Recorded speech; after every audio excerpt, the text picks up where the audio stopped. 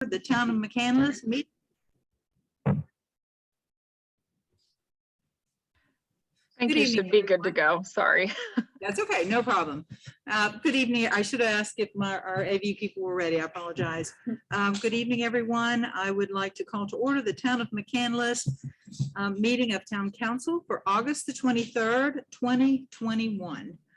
We're all wearing masks, so if you have trouble hearing us, please let us know. We can get up a little closer to our microphones or speak up a little louder. We'd like please the Pledge of Allegiance to be led by Council Member Woods. Please stand.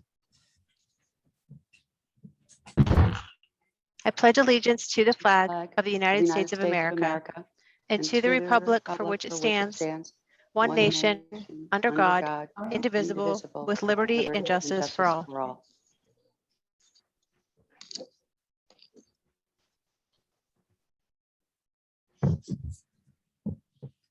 I appreciate everyone wearing their masks this evening. We are doing our best to follow the CDC recommendations and have placed the chairs for our at-home audience and family groups to try to help protect everyone. So just I appreciate you all helping us with that. Announcements. The capstone student letters of commendation. The town has been collaborating. This town has been collaborating with the University of Pittsburgh students to conduct sustainability-related capstone projects. There have been two projects that were undertaken this year. One was the small business sustainability. It is the vision for this project was to give Mccandless information and suggestions to improve their business district and support small business. The capstone students I'll read you their names in just a second, will receive these letters of accommodation from the town, which says, on behalf of the Town of Mccandless, I would like to express our sincere appreciation for you providing diligent and thought-provoking research and prospective action for the town regarding the small business sustainability through the University of Pittsburgh Capstone Project. Your research has identified that there are several additional opportunities for the Town of Mccandless to attract new small business and support and promote those who have been established. We now have an actionable plan to heighten the town's social media presence, increase the number of community events involving our business community, and partner effectively with the North Pittsburgh Chamber of Commerce to help our small business thrive. Aided by your research, our municipality is now better equipped to enrich our small business community and improve the quality of life for both business owners and residents. Thank you again for your hard work, and we wish you all the best of luck in your future. The students that were on this committee were Emily Steffens, Kylie Schwartz, Luke Arnold, Linda Swanson, Stephanie Jameson. And they are not here this evening, but they will receive their accommodations in the mail. The next group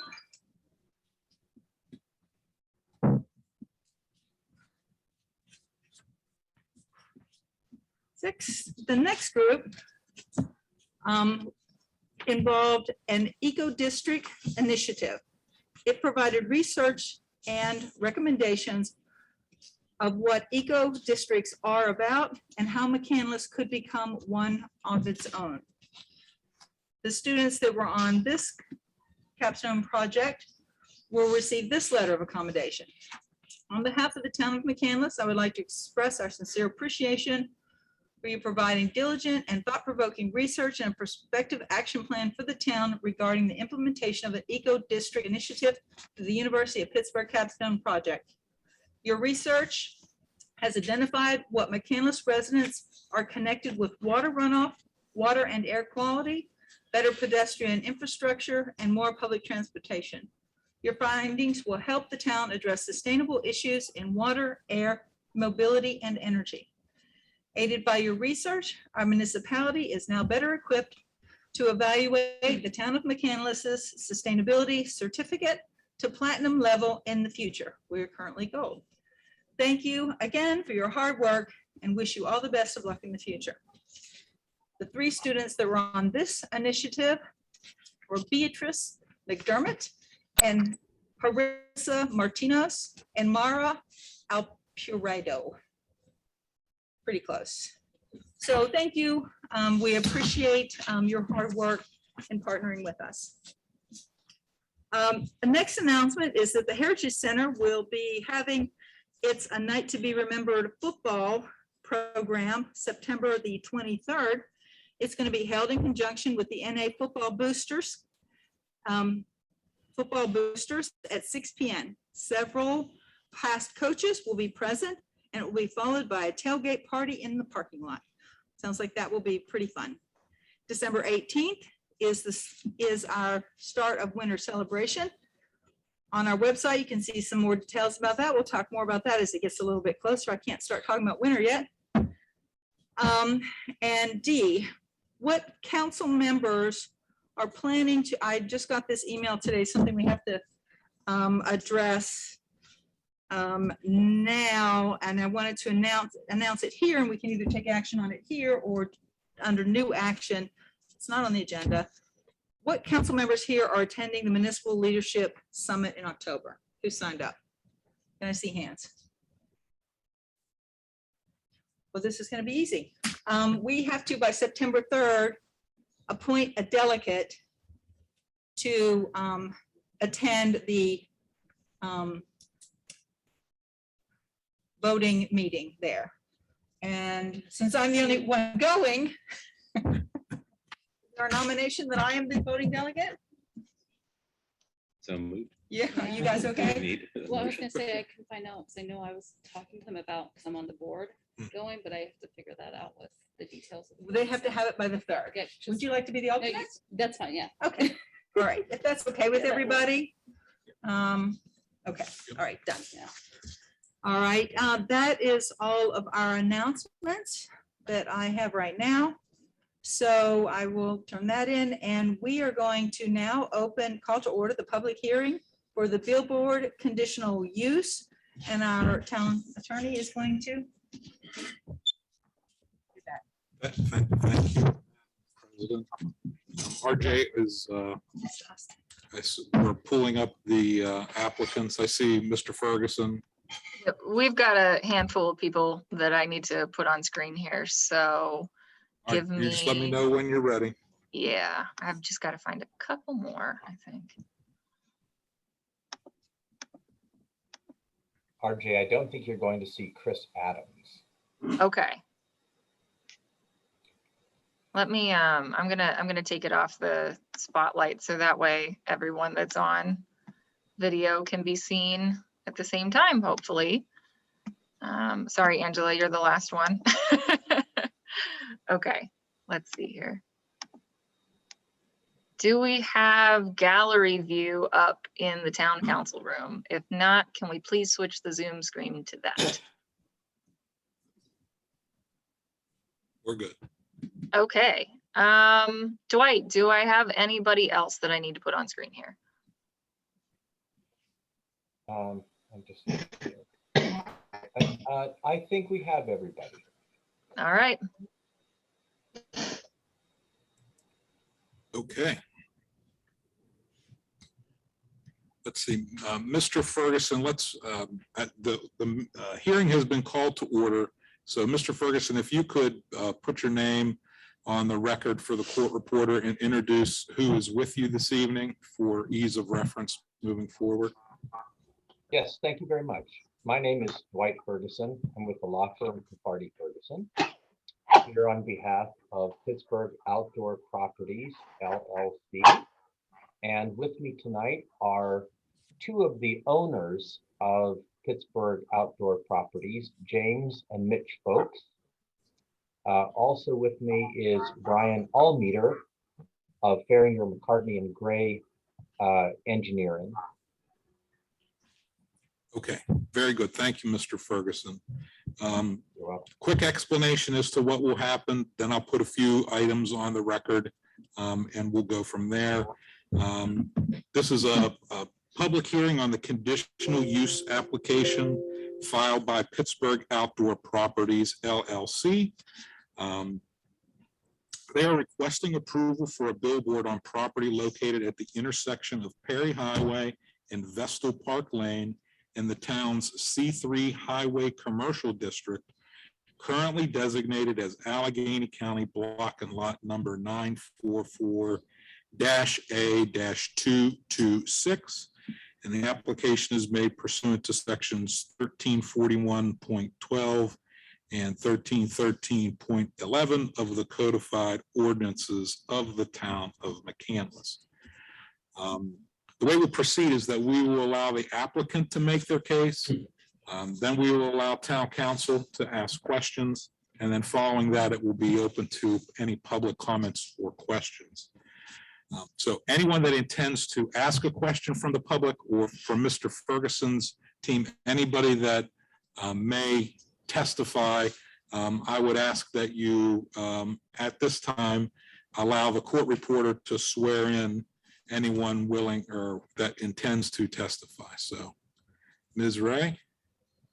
Would you all raise your right hands, please? Do you all swear by Almighty God, searcher of all hearts, that the testimony you are about to give in this cause will be the truth, the whole truth, and nothing but the truth, as you shall answer to God on the last great day? I do. Say I Do.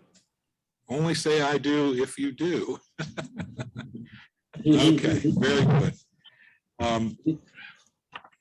Tonight's hearing was advertised pursuant to the requirements of the Pennsylvania Municipalities Planning Code. And additionally, I will enter into the record exhibits 1 through 12 on the exhibit list. They are entered into the record of this hearing, and the court reporter will enter those exhibits into the transcript as if I read the exhibit list verbatim into the record. With that, Mr. Ferguson, I'll turn the hearing over to you. Thank you very much. I too am swearing to tell the truth to the extent that anything that I'm going to say by way of description could be regarded as testimony. I have submitted a PowerPoint, and I'm not sure who's controlling that, but perhaps we could show that. The other option is I could share my screen. That is me. Give me 1 second and I will pull that up. Okay, thank you. While you're doing that, I'll just say by way of some short introduction that this billboard is located on a site which is just a little over 1,000 square feet, and it couldn't be used for anything else that we know of. There on this site, it's at Vestal Park Lane. There's a sign that says Vestal Park that will be replaced at my client's expense and sort of coordinated with the placement of this billboard as has been recommended by the Planning Commission. The lot is currently essentially unmaintained and has some wild upstart vegetation on it. Some of that will be preserved as was recommended by the Planning Commission, and other landscaping will be added to make it more pleasing. And the sign which is proposed is it's smaller than what would be permitted under the ordinance. So, okay, I think we're ready to move forward. And so, RJ, I think I'll have to ask you to advance the screen. Is that yes? Because I can't. Yes, that's okay. correct. All right. So just by way of background, if we can go to exhibit number 1. That's the next page. Thank you. So I don't expect that you could read that from the council room, but I'm just introducing exhibit 1 as the deed to the property to establish that Pittsburgh Outdoor Properties LLC has a legal right to make an application to town council for the billboard. I should also add that we have also gone through a land development application process separate from the conditional use. The Planning Commission has reviewed and made a recommendation with regard to the land development. It's been reviewed by Gateway Engineering also. And so in addition to the conditional use approval, we would respectfully request town council to consider also approving the land development associated with this as relatively minimal as it is. If we could go to the next slide, please. Mr. Ferguson, let me just interrupt you for 1 second. To the court reporter, let's refer to these exhibits as applicants exhibit 1, applicants exhibit 2. Thank you. Sorry about that, Mr. Ferguson. Thank you. I'll be more clear about that as I move forward. Thank you. Not every page in this PowerPoint is marked as an exhibit because some of them are just portions of the ordinance, which aren't really evidentiary exhibits. But we're now looking at applicants exhibit 2. And this is just to show that the parcel identification number, and that on the county assessment website, it indicates that it's 1,003 square feet. If we could go to the next page, please. This is the entire Mccandless Township zoning map. And if we go to the next slide, this is a close-up of the portion of the zoning map on which the proposed property is located. And while you will see a larger portion in that tan color, our site isn't as large as that, but it is located in the C3 zoning district. Next slide, please. This is applicant's exhibit number 3, and in red outline, while it may not be exactly precise, this is what the county assessment website shows as the outline of the property. If we could go to the next slide, please. If you were driving, I think this must be north on Perry Highway, to the left of the yellow arrow, we're looking at applicants exhibit 4. You would see Vestal Park Lane, which leads to the baseball field. And the yellow arrow points to this 1,003 square foot small parcel. And it's not intending to, but it is also pointing to a little sign which identifies the Vestal Park baseball field. We could go to the next slide, please. Yes, so this is exhibit 5.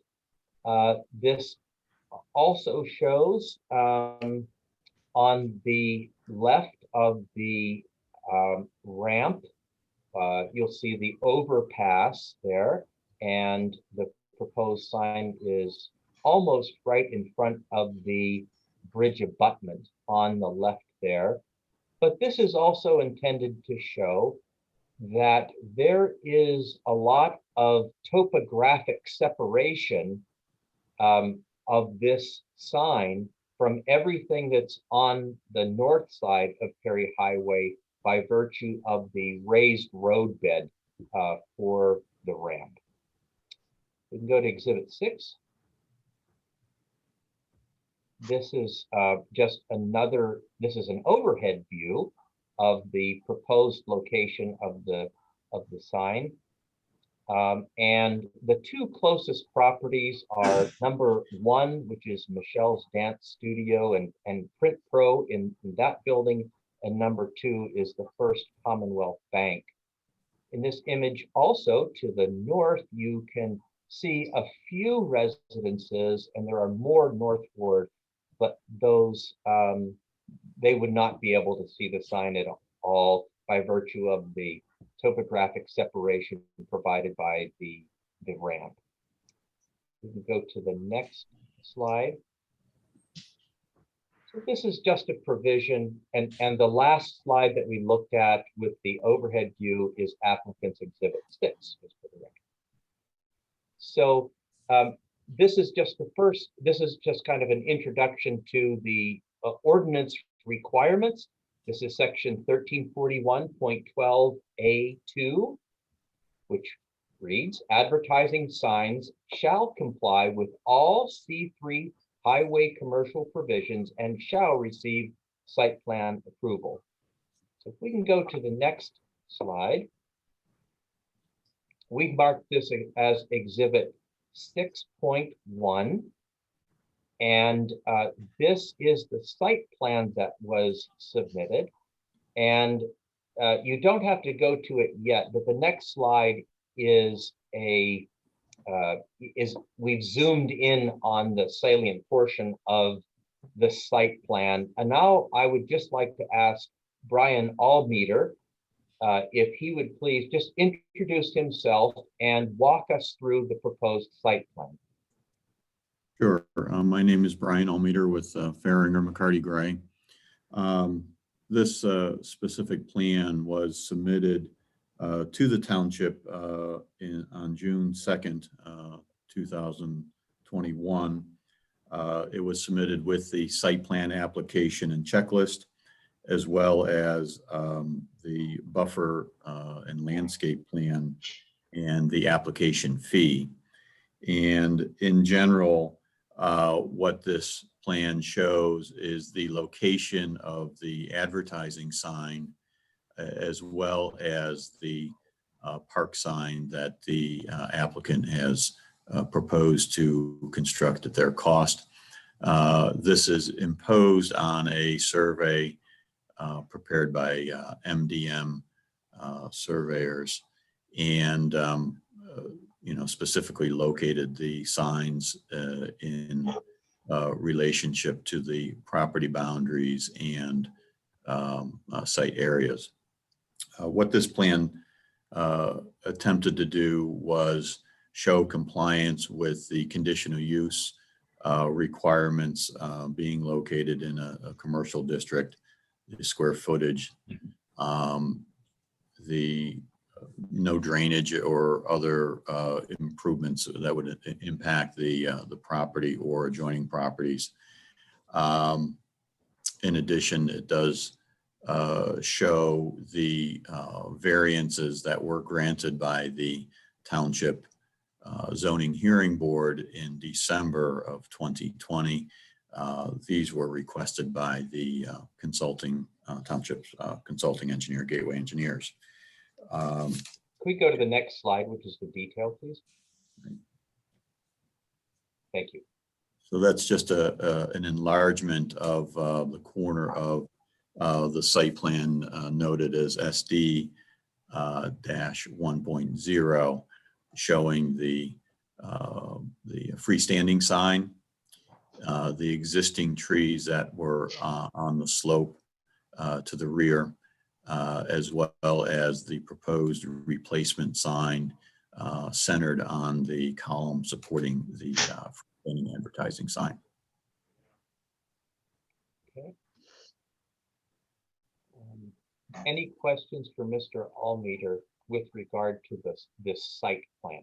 We'll be hearing from him again on the landscaping plan, but I thought I would pause to see if any member of council had questions for Mr. Almeter at this time.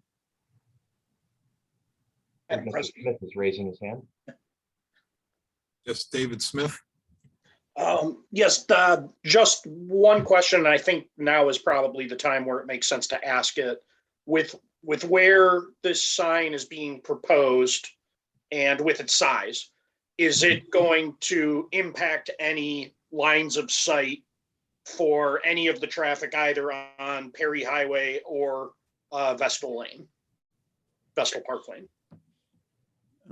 No, it's actually sort of tucked into the hillside and the slope of the southbound ramp is noted on this particular plan. The abutment holding up the bridge, for lack of a better term, over the Perry Highway, it would not screen or impact any sight lines. A little further on in the presentation, the applicant did have David E. Wooster look at the sight lines and have some exhibits as well. Okay, thank you. I assumed that was the case, but wanted to be sure. Thank you very much. Thanks. Are there any other questions for Mr. Almeter? And RJ, do you see anybody who's raising a hand or just I don't see. Nobody in the council room is raising their hand. Okay, thank you. Well, we'll move on. So, all right, the next slide, please.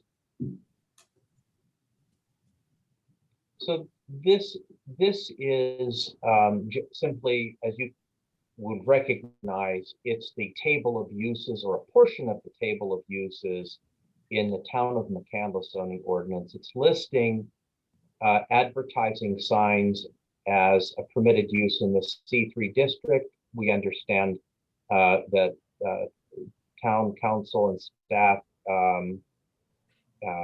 require conditional use approval, so that's why we're here tonight. Go to the next slide, please. So these are just a little overview of some of the details of the zoning compliance. As previously stated, the property is currently vacant, but for the township's Vestal Park sign. This site has no numerical street address. We've seen that it's a C3 highway commercial zoning district. It's irregular in a few respects.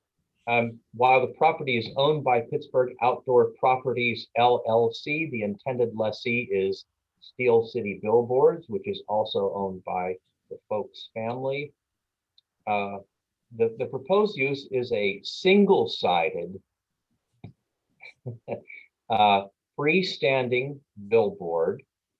The sign face would be a static sign face. That is, it will not be an LED billboard, and it would be just illuminated externally, as we will show you in a moment.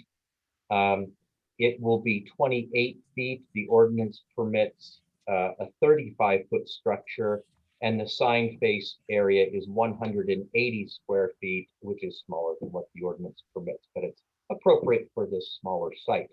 Next slide, please.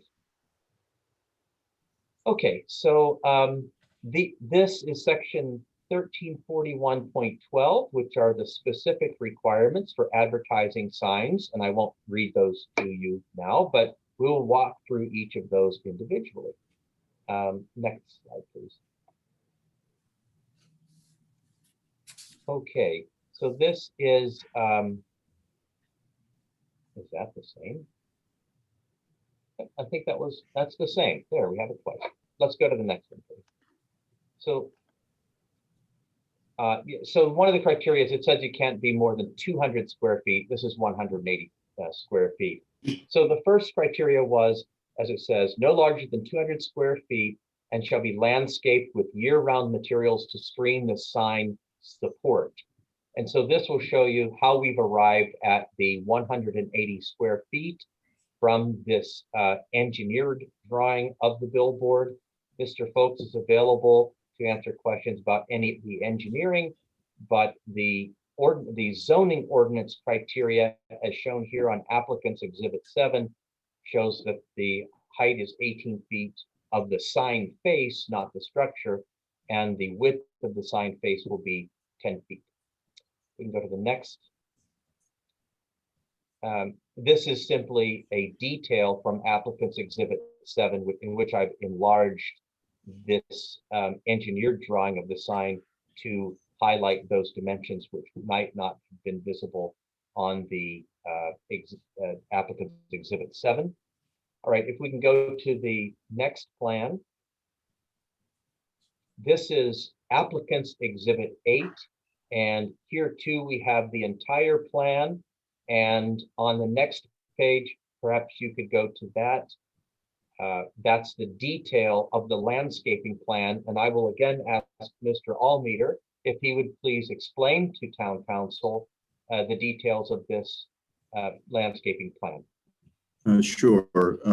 Again, this is just the enlargement of the placement of the sign.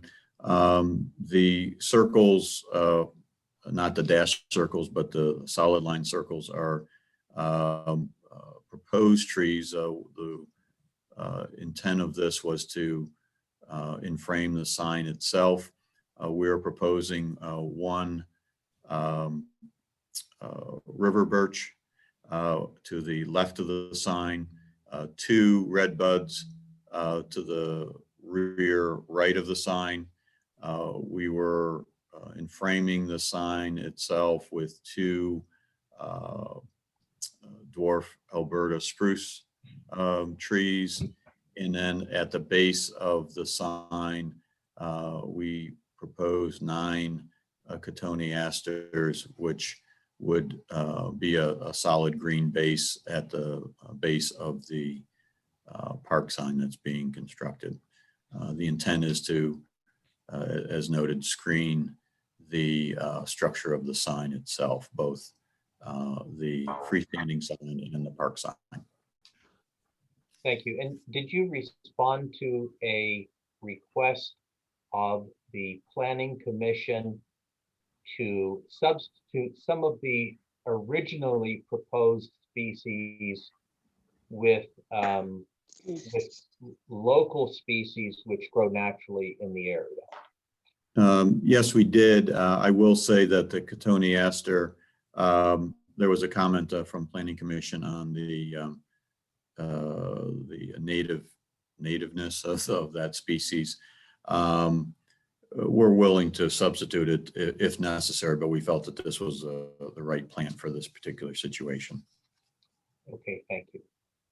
So if you could go now, you can skip the next slide, please. And, oh, I'm sorry. Did any members of council have questions on the landscaping plan?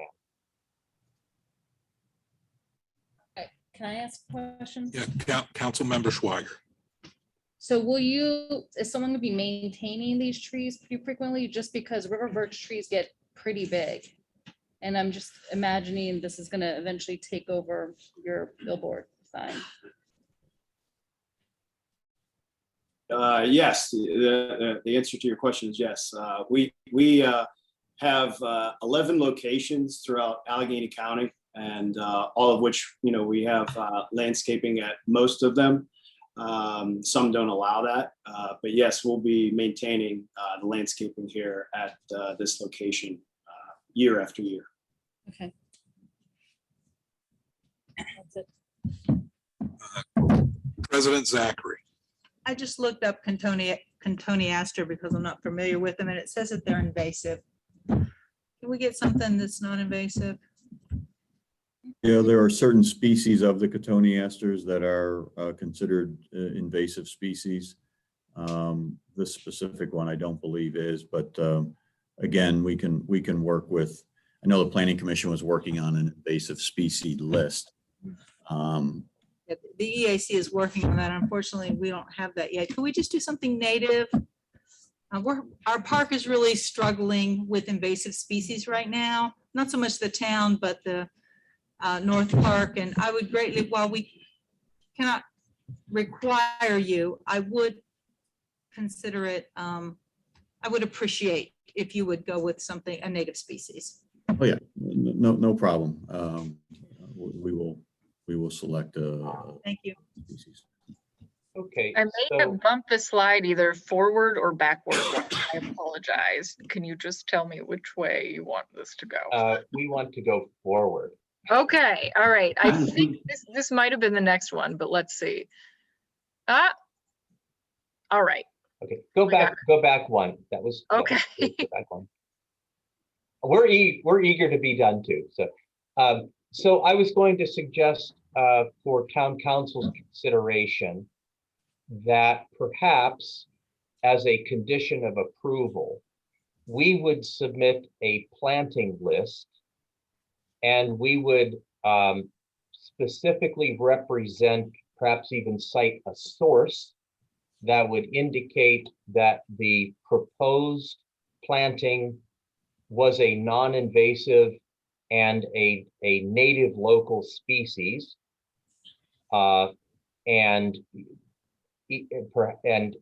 either the planning director or some person designated by town council would have to approve the list or require and approve any substitutions on the planting list.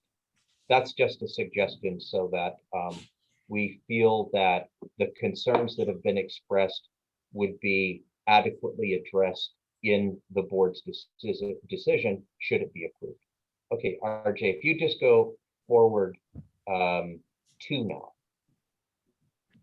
Yeah, next one. Okay, so these dimensional standards, with the gross lot area, lot width at building line, front yard depth, rear yard depth. These were the subject of the variances, and I will make part of the record the decision of the zoning hearing board.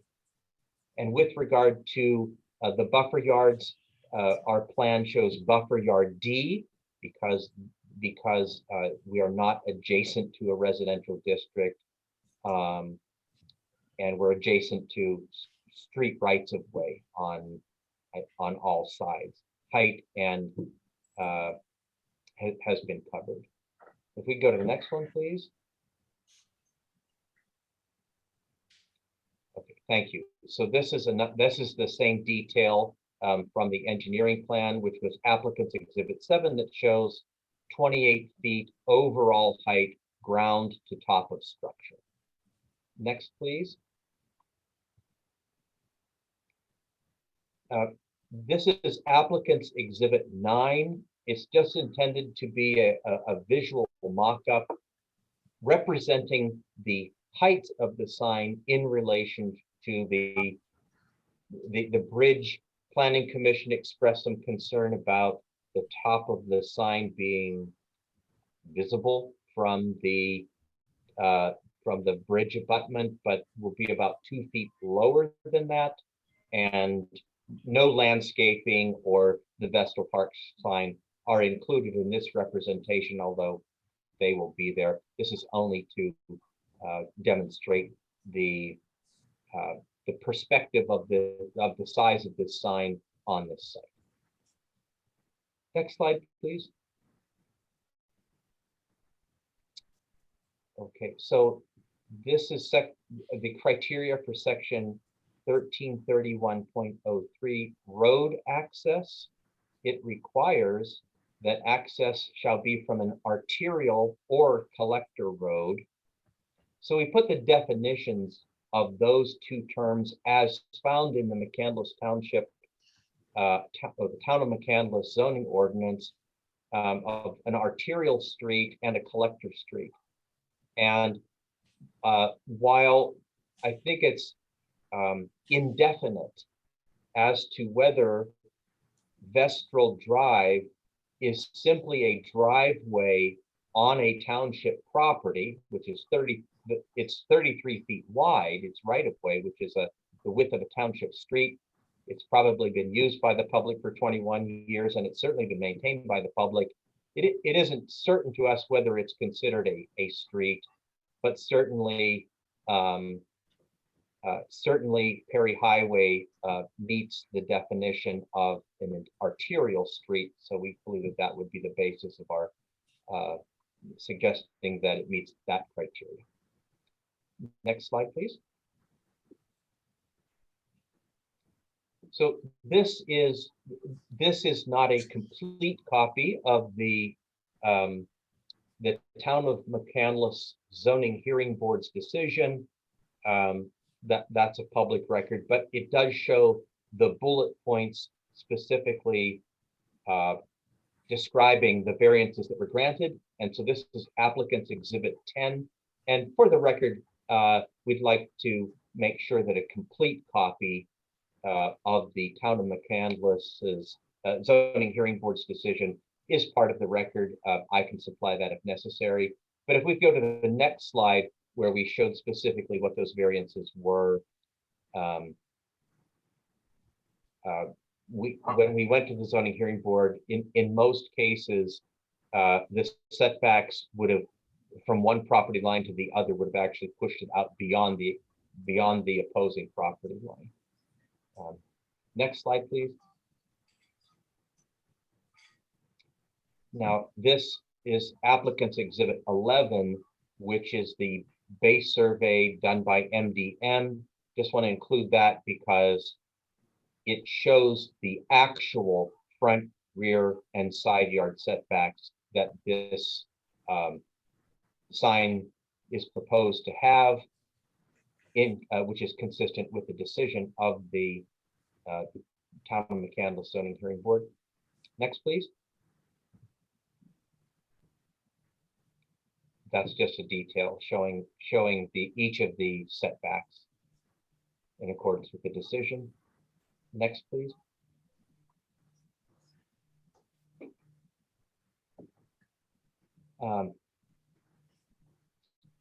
Okay, so this is, you've seen this before. This is just one of the criteria, just to be thorough, that we have to have a zoning permit for the installation or the modification of the structure of the support sign. It probably isn't a bad time to just ask if any member of town council has any question about the structure itself.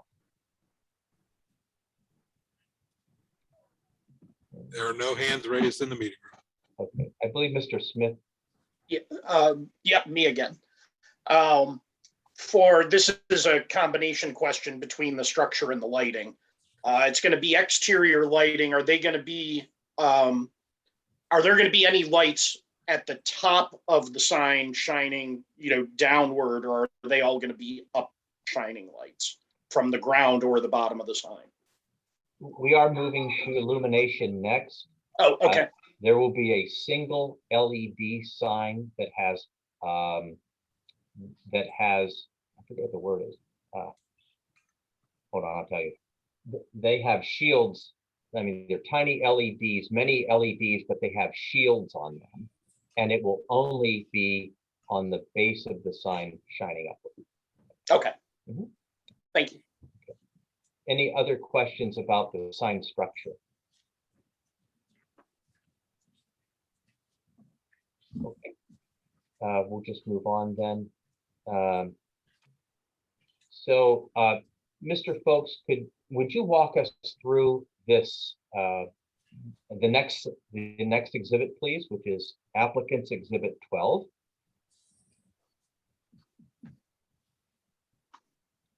Oh, okay, I'm sorry. The next slide are the standards for illumination in section 1341-12A, 4, 5, and 6. So it's worth taking a moment so that we know what the criteria is that we are looking for. So first, the illumination of the display will be designed. Sorry, my fault. So that it shall focus on the face of the display itself so as to prevent glare on the surrounding area. All sources of illumination shall be external and equipped with shields to prevent spillage of light off the display. The next is, this is important, it says, lighting shall not exceed 1/2 foot candle 15 feet from the structure of the advertising sign at a height of 3 feet above ground level. And then last, no flashing lights or copy or changeable by mechanical or electronic means. This isn't 6, doesn't apply, it's just a static sign. Okay, next one, please. All right, Mr. Folks, could you tell us about this? This is a single light fixture.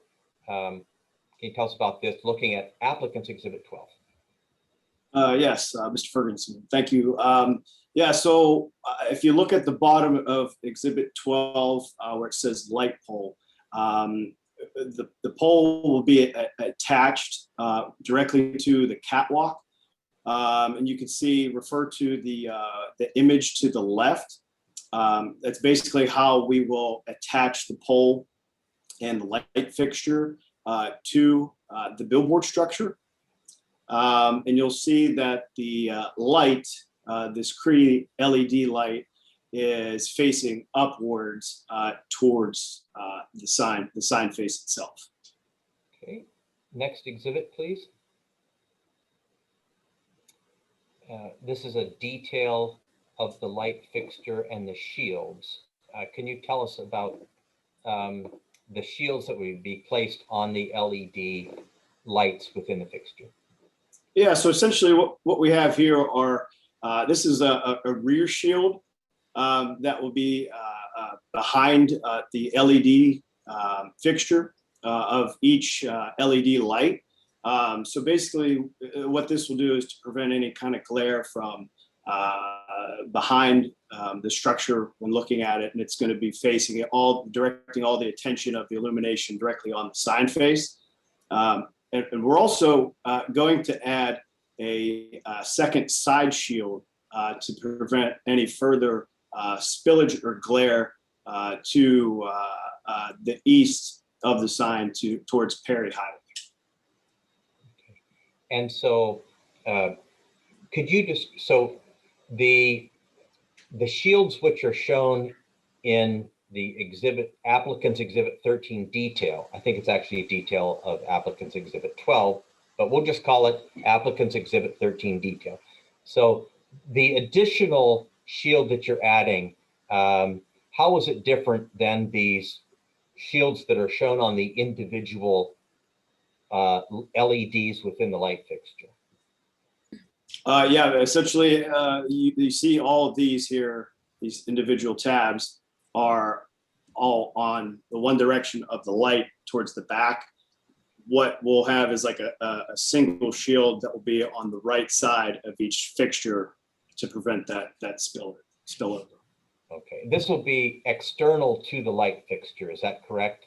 Correct. Okay, all right. Can we compare it to sort of like a stage light that has those rectangular, they look like horse blinders that keep the light from going anywhere else? Right. Okay, all right. Can we go to the next slide, please? We have to admit that Mr. Folks doesn't purport to be a light expert. I don't either. But our light expert, I guess there was an emergency that came up with his family, and unfortunately, close to the end of the meeting, or close to the beginning of the meeting, we just found out that he wasn't going to be able to be here. So if there are any other questions that are beyond our knowledge, we'll be happy to come back if we have to. But this is a photometric plan that does not include any form of light blocking. And the purpose for showing this, even though I'm sure that's difficult to see, is that so you'll see that there are 10 feet measurements from the edge of the sign face. The ordinance requires that at 15 feet and 3 feet up, that the light shall not exceed 1/2 foot candle. And that's very difficult to read, but at 3 feet up, it's essentially zeros, or 0.1 at 3 feet up and 15 feet out. Yes, thank you. I think you're helping to point that out to us, RJ. But of course, this will have the light blocker. So if we could go, and that was applicant's exhibit 14. If we could go to applicant's exhibit 15. Okay, so so this says with the light blocker, and but we will tell you this is a little misleading. There is not. We were told there is not a program that will show how the light would disperse using the light blockers. So this luminaire schedule was created, but there would be some non-reflected light that would go beyond the sign face, for which there doesn't seem to be a program to measure that, but it would be significantly confined by the light blockers. So that's why we showed the photometric plan to show that even without the light blockers, we would comply with the ordinance. And Planning Commission expressed concerns about traffic that might be traveling on the ramp, which is both above and behind this sign, as to whether or not there would be an effect of the light. And while the photometric plan without the light blockers would show that there would be light in the air, our expert was telling us that it would be like a parking lot where if you look down, such as on the sign face or maybe even something behind the sign face, you might see some reflected light. But if you look up into the sky, there's nothing to reflect it, then you don't see it, even though. a photometric plan might measure that. And the luminaire schedule is applicant's exhibit 15. Okay, so are there questions about light? We'll do our best to answer before we move on. There are no hands raised in the room. Mr. Smith has his hand raised. Councilmember Smith. Yeah, so this kind of goes back to what I was asking before. And I have the same general concern that you were just mentioning. From the overpass, you know, that's what I want to just make sure is that there's not either spillage kind of over the top of the sign, on the ramp side of the sign, or, and I'm assuming this is the case, when you get past the sign, there's somebody in a car would not have a direct line of sight to the actual LEDs. You know, so in that split second when they're past the sign but not past the lights, I don't want drivers getting kind of a bright flash. So those are the three things that I would be concerned about, and that's what my question before was getting to, because this sign is right next to that overpass. Okay, so as with a lot of developments,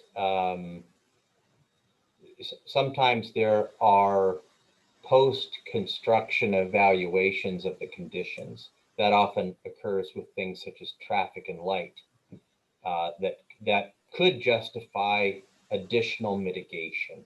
So then we only have 2 more slides, and then we'll be happy to answer any other questions that there are. And those go to the site distance triangles.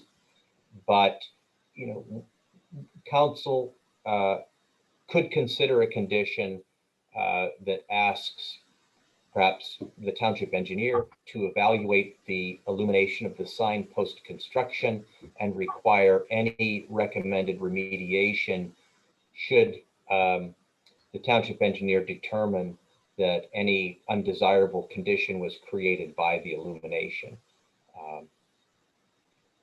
But we think we meet the criteria of the ordinance. If I may also, Mr. Ferguson, just remind that the fixture being located on the structure at about 8 feet off the ground on the Vestal Lane side, and the overpass being at least 30 feet above the ground, plus the sign, you know, blocking the light itself. I think there may be some spill there, but the fixture itself is pointed at the face of the sign and not into any traffic coming up and over the overpass. Just as an aside, I know one of the exhibits that Mr. Folks had done was showing that relationship of the sign to the overpass, and specific to this question on the lighting. It's like a flashlight against a solid wall. You're not going to see it on the back side of it or in front of you. But I do agree with Mr. Ferguson. If we need to revisit this, and we can do that if necessary. Yeah, I also understand Mr. Smith's point to be, so for example, if a vehicle was heading, west on Perry Highway toward the sign, that would be the intended viewer of this sign. And I think that Mr. Smith was saying with the light, which is actually shining in a westward direction toward the sign face, would that vehicle in its rear view mirror get a direct, would that light be shining directly at the vehicle as it passes by? Was that what you were asking about, Mr. Smith? Sort of. I was specifically asking about a vehicle traveling towards the back of the sign and getting off on that ramp.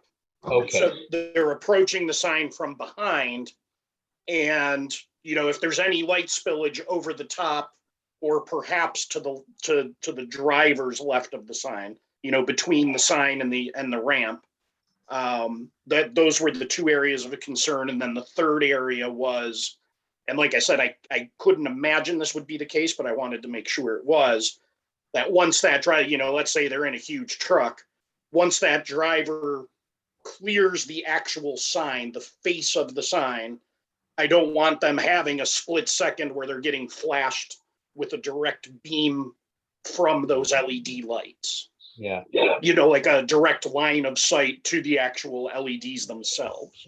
Right. So if we go back to applicant's exhibit 14, which is the photometric plan without light blockers, you'll see that, so we know that the top of the overpass is 30 feet up. This is showing us 45. So if we come down, somewhere between the blue line and the black line is probably where that overpass would be. And we're at, I don't know, between 1.3 foot candles. At the black line, it's like 1 foot candle there. And there's nothing to reflect that, except perhaps, leaves on a tree, I guess. But I mean, that would give us that's the projected, that's without the blockers. That's what the brightness would be at that point. So I would say, without anybody can shine any more light on this subject, pun intended, maybe the post-construction evaluation by the township engineer with any remedial action necessary. I mean, you could probably put a blocker on the top of the sign if there was visible light that the township engineer determined to be problematic. Okay, thank you. Okay, so the last thing we have here is the site distance triangles here. And so this is by Wooster and Associates, but the sign is sort of tucked in off the road behind the bridge abutments. So it's really well out of the way of any site triangle that would be necessary to ensure safety. And then last, that was applicant's exhibit 16, and our last exhibit, applicant's exhibit 17, shows the view as if a person were exiting Vestal Park Lane. And the sign, of course, will be back quite a bit from the roadway, and you're more likely to have an obstruction from PennDOT's sign there than you would be from the proposed billboard. So this time, if anybody has questions, if they'd like to ask anybody who presented today, we'll be happy to answer them.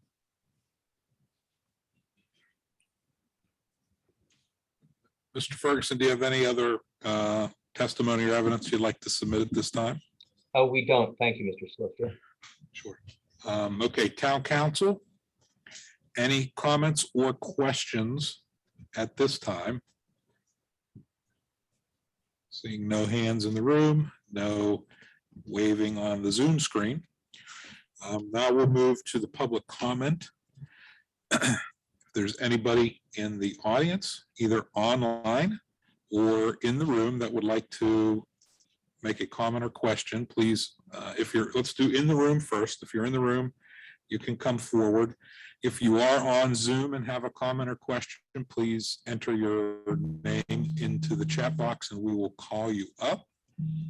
Seeing no movement here in the meeting room.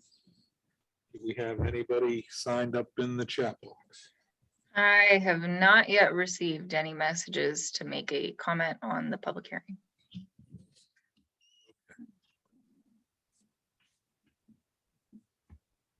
All right, seeing no other comments, Mr. Ferguson, do you have any desire to keep the hearing record open at this point? No, I don't think we need anything else. And I don't know if town council thinks that believes that they may need any type of proposed findings or conclusions. It It's not one of the more complicated zoning cases, but if that would be helpful, we would provide it to town council. Yeah. I don't think at this time. I think if there are no other comments or questions, we'll close the hearing at this point. And then what we will likely do is work on some conditions, et cetera, and have that teed up for town council to consider at the next voting meeting, which would be September 13th. September 13th. Much appreciated. Okay, does that work for you? That works for you, Thank Mr. you very Ferguson? much. We appreciate your patience tonight. Yes, thank you. Very good. Thank you all for your patience as well. That concludes the conditional use hearing. President Zachary, I yield to you. At this time, if you have any public comment about anything regarding to tonight's meeting or just anything in general, please put your name in the chat box. If you are Zooming, if you are in person and you have a public comment that you would like, you have 5 minutes. Our timer will be set up there so you can kind of see where you are. You can come up now and speak. Please come up, say your name and your address.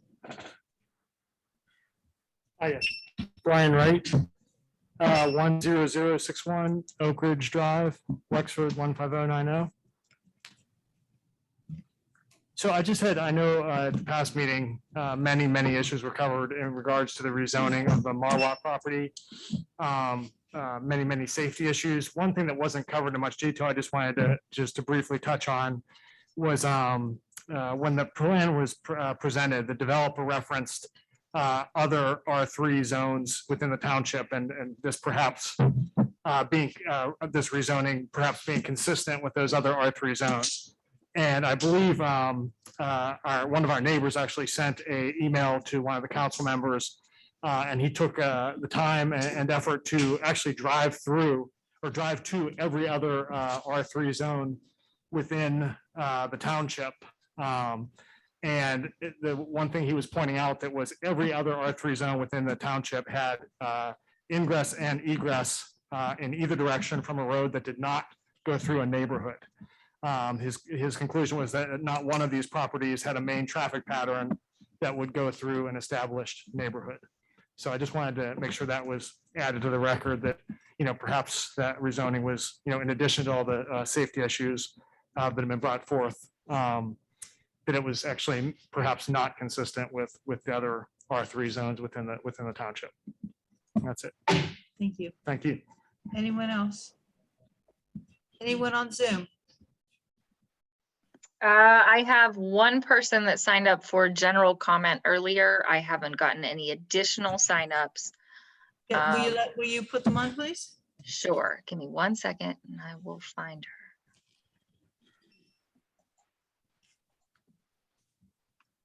Okay, this is going to be Diane. I don't know if I'm going to say this one right. Sobolski? Very good. Oh, I'm still batting 1,000. Okay. It was very good. All right, Diane. I'm ready. Okay, I'm sorry. My name is Diane Sobolski, and I'm the vice chair of the Mccandless Township Democratic Committee. As some of you may know, we held a backpack and school supply drive in support of the children who come to Crisis Center North. And I'm just here to give an update and a thank you. We stopped the collection August 11th. And we estimate that we had around $3,600 worth of backpacks and supplies. We had 30 backpacks and over 1,400 supplies. I especially want to thank Town Council President Kim Zachary and Public Information Officer John Bajarski. They were very helpful, allowed us to put the bin in Town Hall lobby, and John publicized the event and also let me know about the National Night Out. National Night Out, we collected 116 items just that 3-hour stretch that we were there. And we took the backpacks to Crisis Center North, where they were distributed the very next day. There were 30 kids that were extremely happy to have their own stuff to walk in on the first day of school with. And just want to thank everybody. It was a community-wide effort. We were overwhelmed. We had no idea what to expect, but Mccandless, just fantastic. I don't know what else to say. Thank you all so much. Thank you for updating us on that. Thanks. This town always comes through. It's a very generous community for people in need. So thank you all. Is there anyone else? Any other public comment? I, at this time, do not have anyone else signed up. All right. Hearing none, we'll move to approve the minutes from Town Council's August 9th meeting, 2021. Are there any additions or changes that need to be made to the minutes? Is there a motion to accept the minutes as submitted? So moved. Councilmember Smith, is there a second? Second. Councilmember Swagger. All those in favor of accepting the Town Council minutes as submitted indicate by saying aye. Aye. Opposed? Motion carries. Reports from committees. Administration and Finance Committee. I guess I'll start here, Councilmember Clunin. The first item on the agenda is to review checklisting number 7, dated July 1st, 2021 to July 31st, 2021, totaling $1,285,600.81 is submitted to each member of council and posted on the bulletin board and town website. Does anyone have questions for Trish, who is here? Good evening. You received the check listing in your packet. I'm happy to answer any questions you might have at this time. Councilmember Sponholz. Yes, thank you. Trish, I think this might have been an error, but on page 14 of the check listing, it refers to town council direct deposits in excess of $147,000. Yes, ma'am. That is an error. That was the second payroll of the month. I apologize. I did not catch that. I just wanted to, I'm pretty sure this council did not receive $150,000. So that should say town employees. Absolutely. All right. I just wanted to make that clear. I think it's the town employees, not town council. Thank you. Yes, ma'am. Thank you. Any other questions or edits? Hearing none, we'll move on to the second item, where we're going to review the monthly financial summary and dashboard report. And Tricia's here. Anyone? Again, you received the dashboard and the revenue and expenditures for the general fund, including the financial memo for the month of July. You can see we're performing within budget and consistent with prior year. If anyone has any questions, I'm happy to answer them at this time. I do. Yes, ma'am. I was just curious, Trish, why our recycling expenditures are so much, seem to be very low to me compared to what would be expected this time of year? This is a result of us moving the majority of the public works wages into 430, which is administration. In the past, we had tried to break out different amounts into that code, and we chose not to do that for this year's budget. So that is a change in practice. All right, thank you. Any other questions? Hearing none. Third item, a report from the Mccandless Industrial Development Authority. There was no meeting. Number 4, report for North Hills Council of Governments. Councilmember Woods. Yes, I apologize, everyone. I submitted this report at the last second today, so that was my fault. Briefly, I'll just give you a couple of highlights. These minutes are from the meeting that was held in May. Couple of highlights. The price of salt is going up a little bit for the 2021-2022 winter year. There's no update from Verizon with the franchise agreement, and from the Stormwater Committee, that's still moving. And if you have any additional questions, please let me know, and Bob and I will do our best to answer them. Any additional questions for Councilmember Woods? Seeing none, report from the Pittsburgh North Regional Chamber of Commerce. That is me. There was no meeting in July, and the August meeting is the last Thursday of the month. Next is a report of the Grant Writer Ad Hoc Committee. I'm not sure who chairs that. Trish. Thank you, Councilmember Tarl. Yeah, again, there was no meeting of this committee in the past month due to, I'm sure, vacation schedules, et cetera. But we look forward to moving on to part 2 of research, which will move on to seeing what other municipalities are doing in this process to see if we can take any advice from others who've had good success with this program or with using grant writers in the past.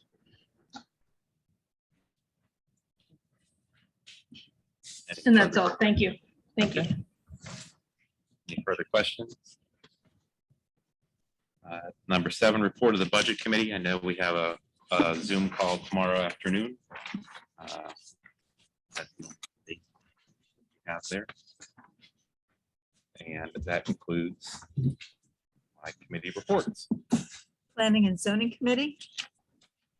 Your zoning report is in your material and posted on the website. Also, the Planning Commission, was there anything you had needed to add, RJ, on zoning? I'm sorry, did you say, was there anything to add? Because Do you if need so, to add then no. anything? Nope, nothing additional. Okay. Planning Commission, yeah, the notes are also in your packet, as well as the zoning hearing board. Any questions? All right, Recreation Committee. Thank you. The reports of the Activities Advisory Committee are in your packet. If you have any questions, I'd be happy to answer those. Hearing none, we'll move on to the Financial Development and Promotional Committee for the Heritage Center. Councilmember Smith, if you have anything to report, please. The minutes from the most recent meeting are in the packet. Nothing additional to report. They were all covered in announcements. Thank you. And the Community Day Subcommittee has been busy, meeting very regularly. And we once again are reminding all of our residents and friends of Mccandless to still sign up for our 5K and 1 mile fun run. And also to plan on spending the afternoon at our car cruise and wrapping up the evening at Town Hall with fireworks and food trucks. And this will be held on September 11th. Though we're not actively submitting sponsorship from the community, we are getting some very generous folks from some local businesses to help us out. And, you know, we always welcome that and appreciate it. And that concludes the Community Day Committee, unless anyone has any questions. Town Manager's report. You've all received a copy of my report. One brief update. I did receive updated cost proposals today from Gateway for the planting on Montgomery Road and that project to close that out. I will be reviewing those with the engineer, and then we'll be moving forward next month, I would think, with the plan. That concludes my report. Town Attorney's report. Thank you, Madam President. Report was submitted as part of the online report. Happy to answer any questions. That's all I have. All right, old business. We've had a public hearing and advertised, and I am calling for a motion on the, RJ, do we need to say anything more about this? We kind of talked about it enough. Do we need to say anything else? No. I don't have anything says- to add. So it's up to the town attorney. Okay. I don't think there's anything to add. I mean, obviously members of council can make a comment or Right. question after there's a motion in a second, but before then, I don't think there's anything Okay. to be said. All right, so the floor now is open for a motion on the Marlboro property. Madam President, Councilmember Woods. Madam President, I move to reject the Marwell property rezoning. Second. All right, I think Councilmember Swagger got in there just a little bit quicker. Are there any questions or comments by council members? This is the one coming down the hill. Yes, on Okay. 19. Yeah, I just get all this. I'm good. I was gonna say. Yeah. I All right, would just remind everyone that it's, the proposal is to rezone it to R3. And while they're only planning on putting in 86 units, if it is rezoned to R3, I think the actual number that they'd be allowed to put in would be 150 something. So just want to point that out. any other comments by council? Okay, there is a motion to reject the rezoning of the Marwell property. All those in favor, please indicate by saying aye. Aye. Opposed? Motion carries.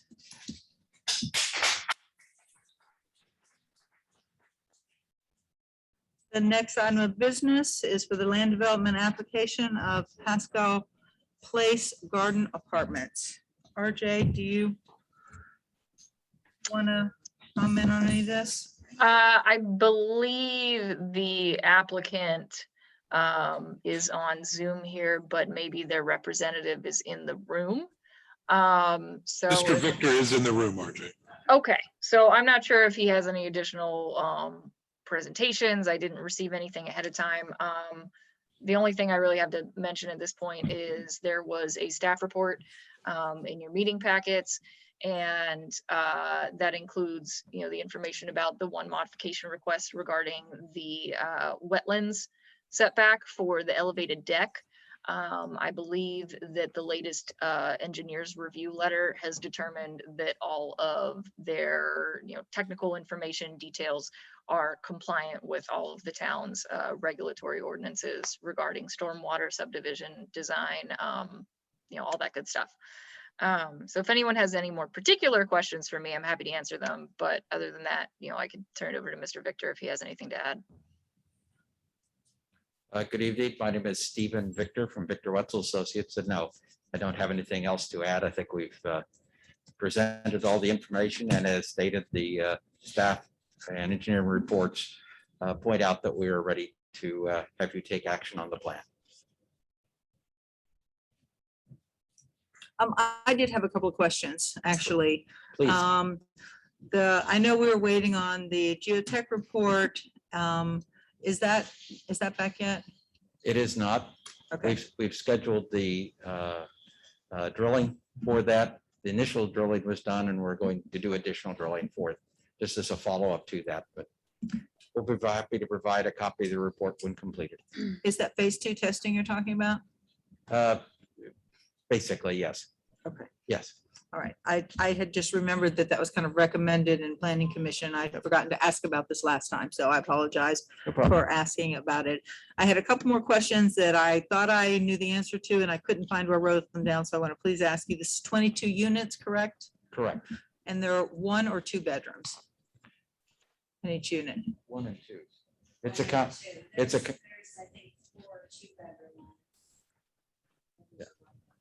Yeah, a combination. What would be for- the total number of applicants, people or occupants, excuse me, that would be in?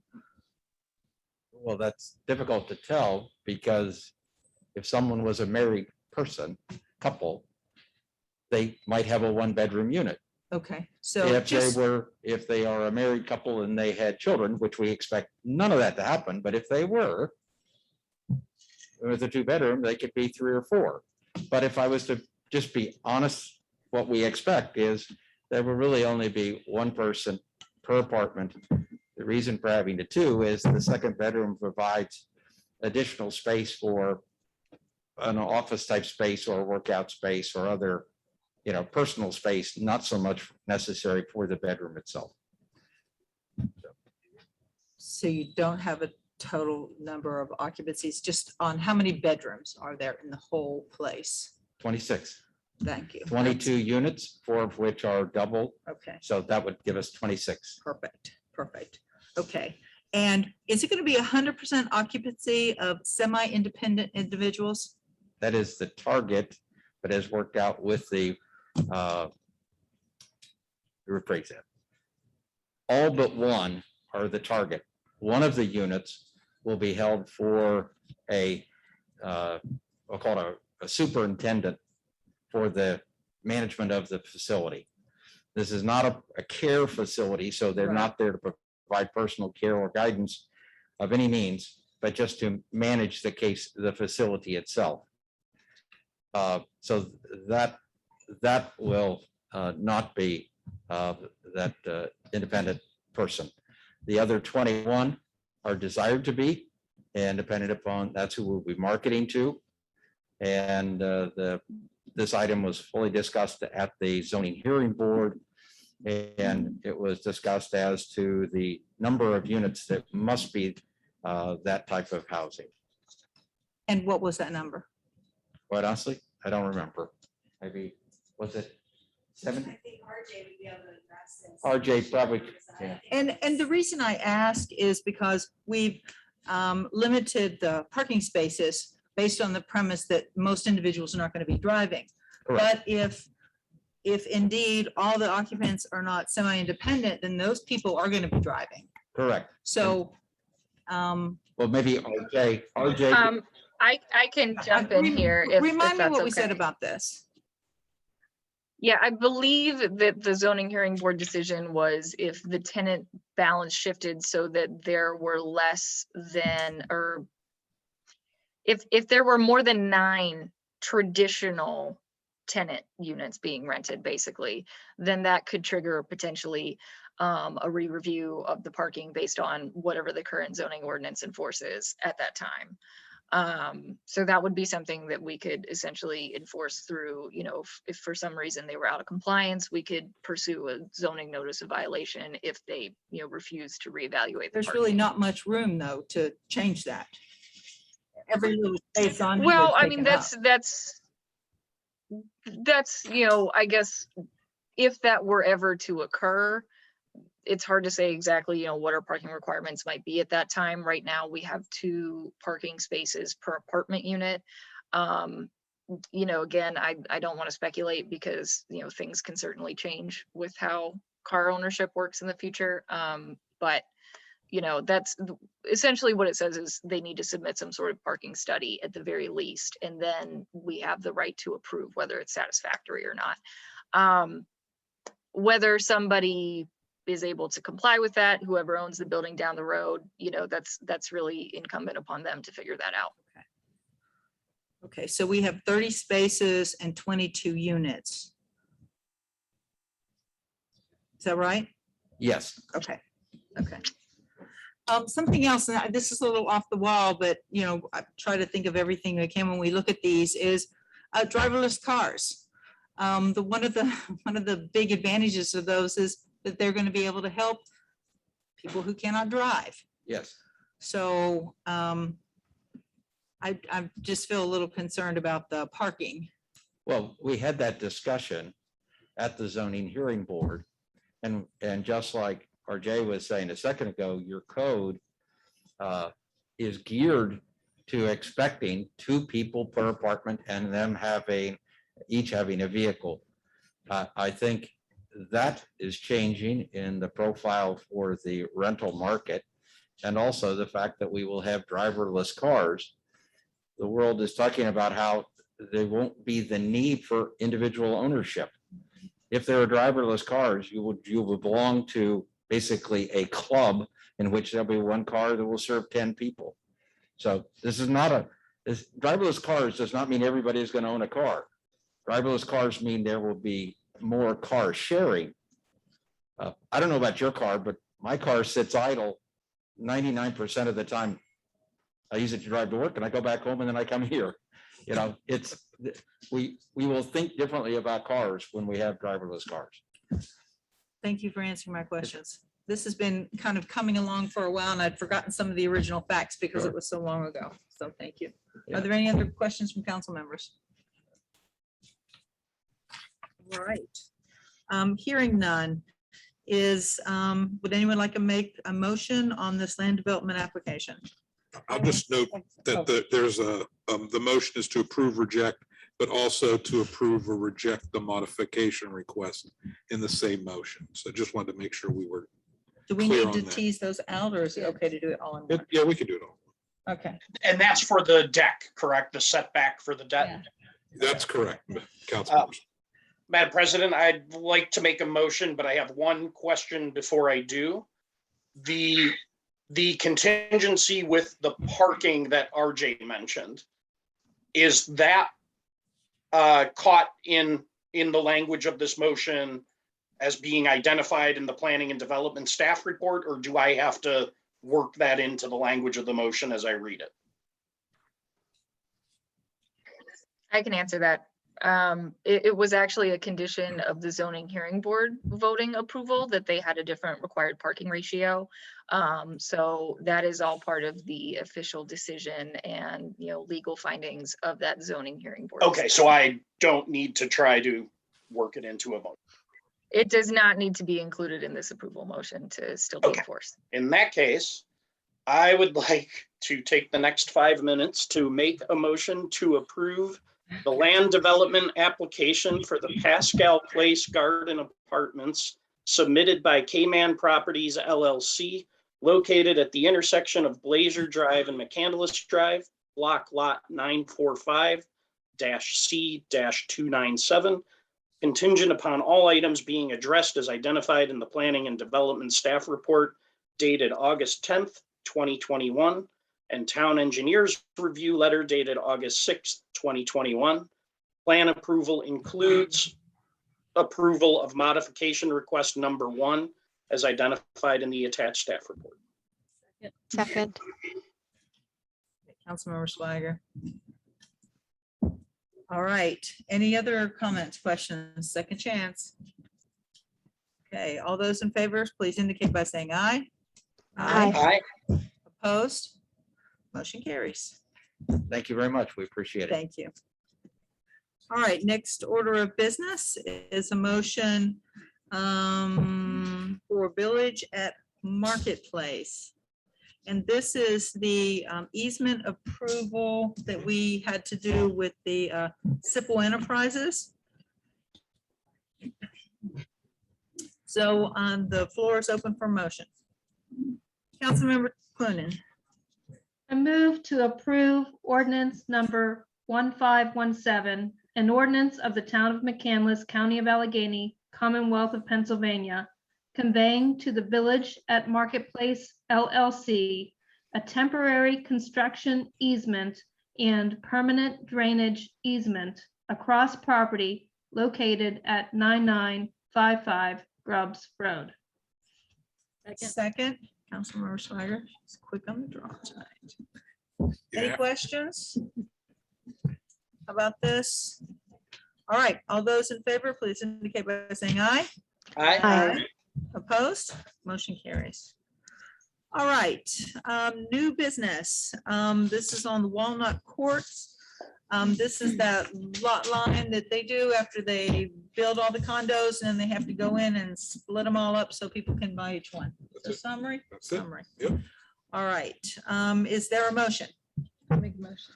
Councilmember Swiger, Really? make it up for Blaine Motion to House. approve the Walnut Court Lot 107 revised simple subdivision application located at 44411-421 Walnut Court, block lot 945-J-120, as reviewed by the town engineer in their letter dated July 16, 2021, and recommended for approval by the planning commission. Second, Second. okay, Councilmember Woods. Any questions from council? Okay, hearing none. All those in favor indicate by saying aye. Aye. Opposed? Motion carries. Next order of business is the Mccandless Senior Square Senior Living Bond. Do you want to give us the long and short on this? RJ, is that you? Me, yeah, I can do it. That's fine. I So. don't see the engineer, so. Yeah, I can play one on TV tonight. So this is the second bond release request that we've received for this development. Just as a reminder, we get these as the developer completes certain aspects that are identified in the plan, such as grading, landscaping, different things like that, storm sewers. So they submit what they've completed to the town engineer. They review it to make sure that everything was built according to specifications, and then they generate a letter that essentially says you can draw down the financial security that we had in place to make sure that this all gets put in correctly, because we've identified that these portions have been constructed correctly. So this is the second bond reduction request that we've received for this project, and they have given it the okay per their review letter. I noticed we're not giving them what they ask. Yeah, so sometimes developers will submit, basically more than when they go back and look at the plan that they're comfortable with releasing. I don't have the exact specifics, beyond the engineer's review letter, but essentially anything that's included on there to recommend for release, they have identified as completed. Okay. Is there a motion? Madam President, Councilmember Woods? I move to approve the Mccandless Square Senior Living Bond Release per Gateway Engineers recommendation. All right, is there a second? Okay, that's Councilmember Smith. Any questions? All those in favor indicate by saying aye. Aye. Aye. Opposed? Okay, motion carries. All right, the next matter of business is the preliminary final subdivision for the land development for Mccandless Square. Okay, so I have got Mr. Jerry Klodowski on the Zoom here. I believe we also have the developers on the line as well if they need to hop on. Yeah, there's Kevin. I believe Kevin is planning on staying muted unless there's a specific question asked of him, probably the same thing for Todd, but if either of you want to unmute, just give me a wave or send a chat message, something like that. Just as a quick introduction, Jerry, if you have anything you want me to pull up as a screen share, just let me know. I should have everything still from the Planning Commission. Yeah, maybe just pull up the color rendering. Okay, yeah, I can do that. And while I'm looking, so this is the second portion of the larger Mccandless Square phase development. Of course, the first phase is the senior living component with Continental. That is, the portion of the development that we just approved the second bond reduction request for. This is phase 2, which is the retail commercial component. So all of the engineering for the most part, stormwater design, grading to some extent, things like that, were handled during the Mccandless Square master plan, which is something that you can do as part of the C5 district when you have one of these larger mixed use developments and you're coming in phases. So with that said, I am going to pull up the color rendering that they submitted. Give me just a second. And if you have anything to add, Jerry, while I'm doing this, feel free. Yeah, that's fine. So I guess just as a little backstory, we were involved, CEC was involved with the design and construction with Continental for the overall development. And as part of that overall development, the bulk earthwork for the entire project was all done at one time that RJ referred to. All of the stormwater management for the site was all done as that precondition during that first phase. All of our utilities and everything else were installed as part of that first phase. So really the second phase is merely just regrading this upper portion that you see on the screen there for the retail portion, the food hall and the daycare. Adding the landscaping, adding a few more storm sewers to tie into the infrastructure that's already there, some sanitary laterals, water laterals, and electric service laterals to the buildings. So the plan you see in front of you right here was one of the original renderings that we've done the last planning commission meeting we had, we were asked to prepare a parking study since we didn't have the required parking spaces of 189 spaces. We had David Wooster and Associates pull together a parking study for us that indicated that we needed 147 parking spaces. So Planning Commission tasked us with finding a couple more spaces on the site. And we also took their recommendation to relocate the dumpster pad that's located there on the left-hand side of the pad. So we've made those adjustments to the plan. We've gotten to 147 spaces. We've moved the dumpster pad location. We even took the recommendation from Planning Commission to add a sidewalk generally in the area there where it says Blazer Drive to sort of help tie in the communities that are to the west of our development, giving them access directly to the food hall area instead of having to ride all the way down Cooper Street and up and into the development. So that was a recommendation that we thought was a great idea. So we went ahead and we put a set of steps in there to give that direct access. Those buildings, you can see, they total about 28,300 square feet. 10,000 of it is a daycare facility. There's 10,500 of it is food hall, brew pub area. And then the remaining space is all intended to be retail space. The site is landscape per code. There is a lot of landscaping on the plan. And as a matter of doing this development the way we did, we actually, we reduced the imperviousness on the overall development by almost a half an acre. So by adjusting the site the way we have, we picked up a significant amount of green space above and beyond what our initial stormwater report had indicated. So we're actually storing a lot more water than what we really have to. All the utilities, as I said before, are already on the site. There's sanitary that runs along Mill Street. So we're just extending laterals into the building. The water line is out on Mill Street. We're extending water laterals across the street and into those buildings. And then there's a Penn Power main power loop that basically extends through the parking area. And you can actually see the easement on the west side of the property, those dashed lines over there. That is where the electric line loops the property. So there is a redundant feed from Penn Power to service this entire development. We did have some outstanding comments on the gateway letters. A lot of them are, the same, developers agreements, bonding and things like that we will address once this is approved. We did provide a updated photometric plan that goes along with our updated parking area. We just received, actually last week, our minor modification to the overall NPDS permit for the project. So we'll be able to forward that to the town and the engineer for their records maybe tomorrow. Plans have been submitted to the fire marshal for his review. I don't believe he had any comments on this project, but we do need to touch base with him to make sure that he's comfortable with it. Plans were submitted to MTSA. We did receive comments. We've addressed those 2 minor comments and resubmitted the end of July.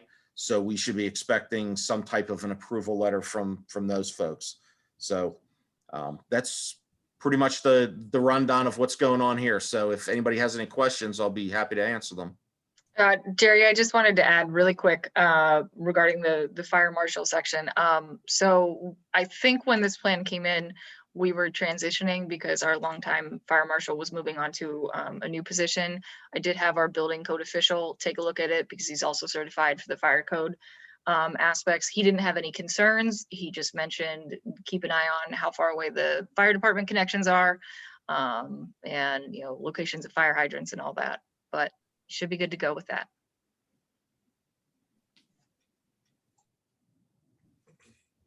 Did you have anything else?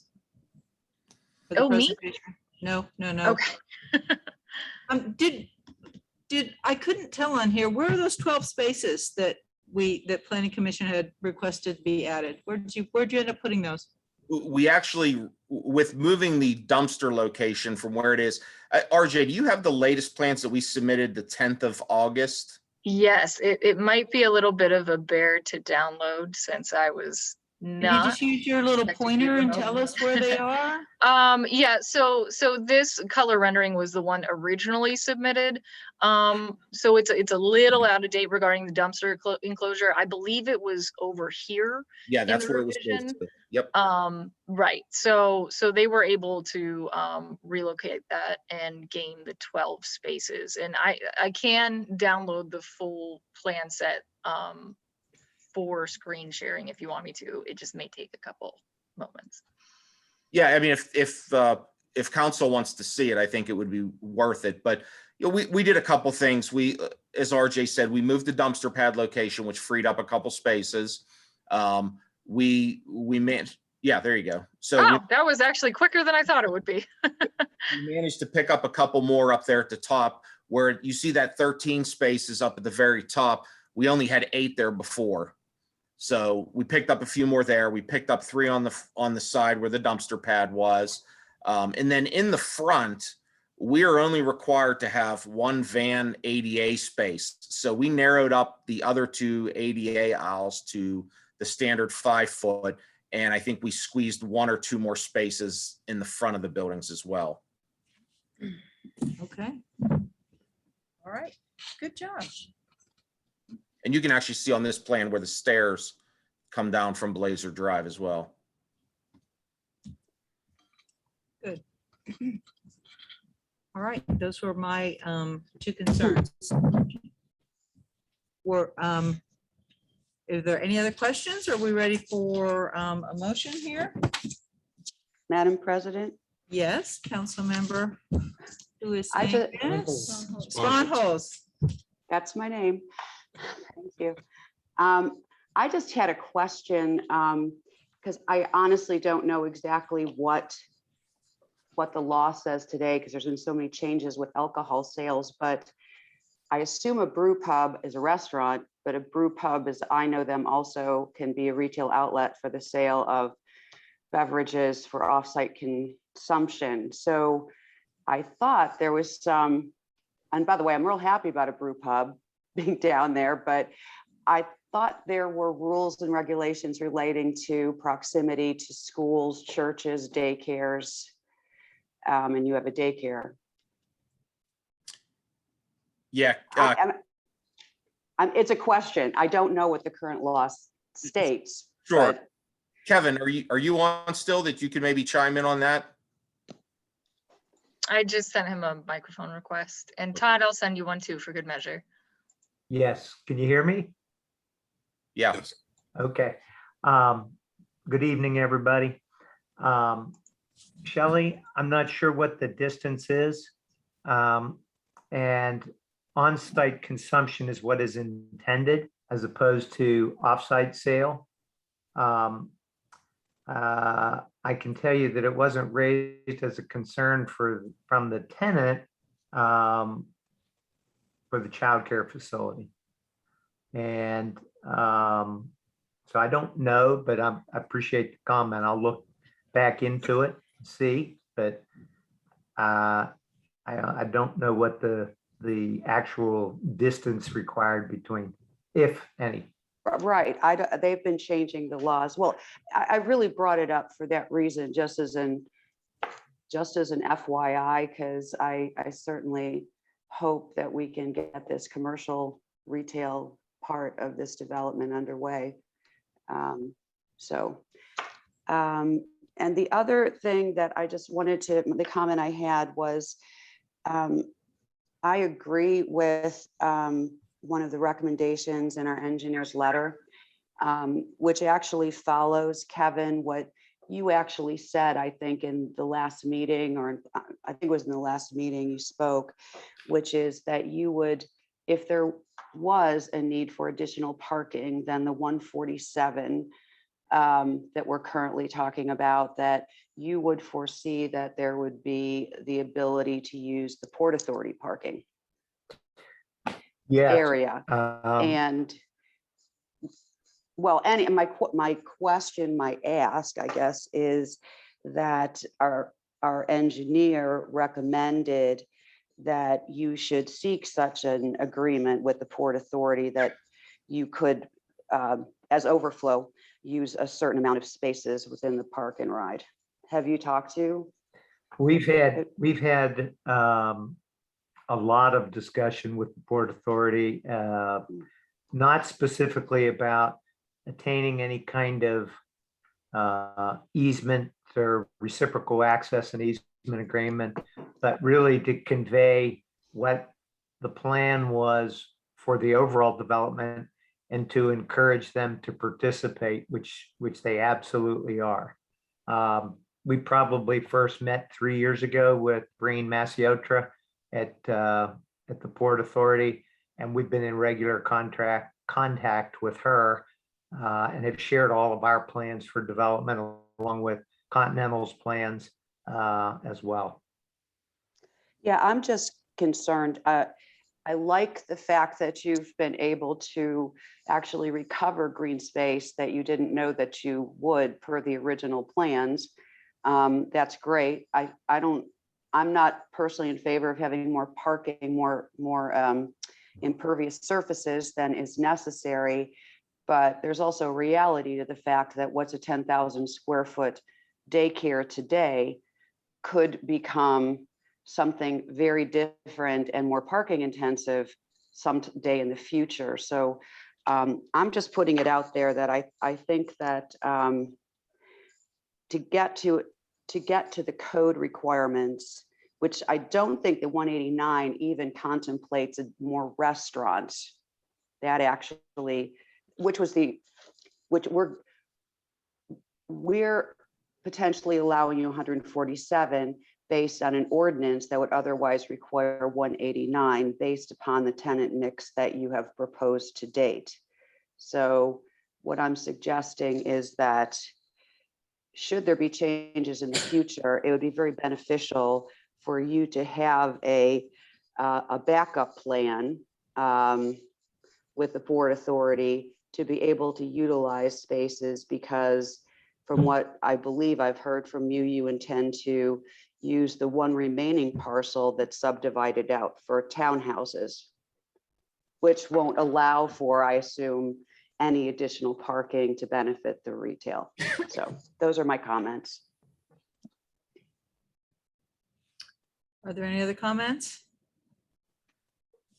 May I have a motion?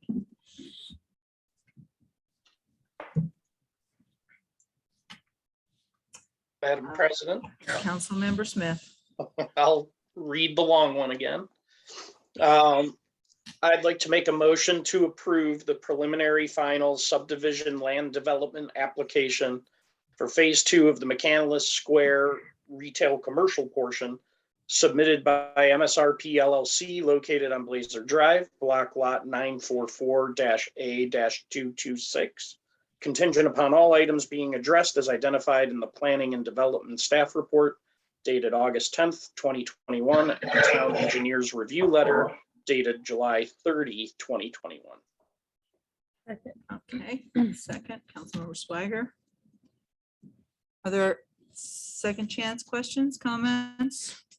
Madam President, Councilmember Woods. I have a question for the town attorney. Based on the language of that motion, sorry, I'm trying to read this at the same time. Based on the language of the motion, does that mean that they would need to proceed with seeking an agreement with the Port Authority? No, that's not part of the motion or the town planning director's memo to council. So if that was a requirement, you would have to add that as a condition. Okay, but contingent upon all items being addressed as identified in the Planning and Development Staff Report and the Town Engineers Review Letter dated July 30th. The parking demand analysis showed that the parking demand was 147. Correct. So with the additional spots, those 12 spots that they added, am I doing your job, Jerry? Yes, you are. Thank you. No, it does. It does meet the requirement of the town engineers letter. It does. The 147 spaces. It does. But to Councilmember Woods's point, section D in that letter also, which that's why I raised it, brings it up, brings what we spoke about with the Port Authority as a recommendation. Which to me sounds like the motion means that if they have to follow the recommendations in the engineer's report, then that would be one of them.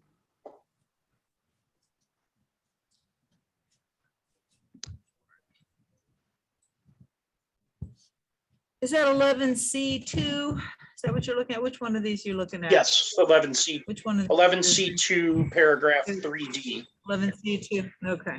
Okay. I think. Correct me if I'm wrong on that. Correct. Yeah, but we provided a revised plan that shows that we met the parking demand of 147. So that comment just says if it cannot be met, an updated parking demand analysis should basically be prepared, or the rights to the required number of spaces at the park and ride. So we met the request of planning by revising our plan to meet the parking study. Right, but the sections A, B, and C indicate that Gateway has some concerns about whether or not the study was sufficient. What happened here is there was a parking demand analysis that was provided, and then it was updated recently to confirm that the 147 would be sufficient. So I believe that D is related to that updated parking demand analysis, which shows that at 147 there is not a deficiency in parking, and so there's no need to go to the Port Authority to ask for, to lease spaces at the park and ride lot. That's the way I read it. Then how would you explain 3C? Because wouldn't C3 imply that that was a potential deficiency in the parking demand analysis, which would argue for between 162 and 169 stalls? No, I read that the 15 to 22 would be tacked on to the total spaces of 135 that was originally proposed. And so when the Planning Commission met, they landed on 12. And then the updated parking analysis that Worcester provided said 147 is the number, and they've provided 147. That's how I read it. And if Jerry or Kevin, if I'm misreading it, please let me know, but that's how I've read it. No, that's how we read it as well. It wasn't clear. It wasn't completely clear to me. No, I understand completely, Councilmember Spaulding.